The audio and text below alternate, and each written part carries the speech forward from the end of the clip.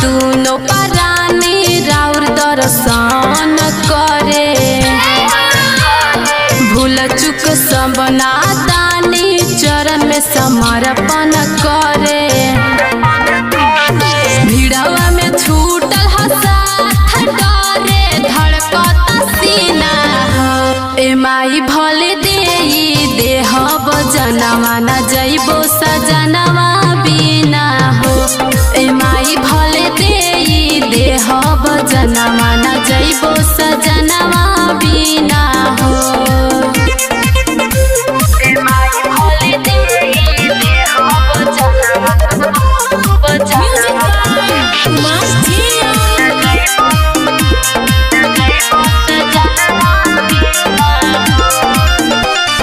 मेला में सब डुग डुगी करवनी लागल ना कतही पाता जी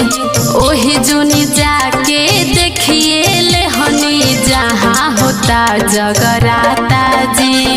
थकबक भइल बाटे शरीरिया छूटे पसेना हो ए माई भले देह जनवा न जइबो सजनवा बिना हो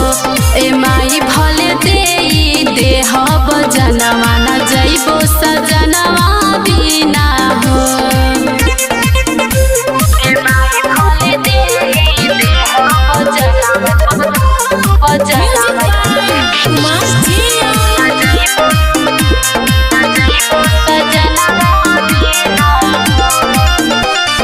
देखही में बारे तनी सावर बलमुआ सतेंद्र स्वामी हनामावा जी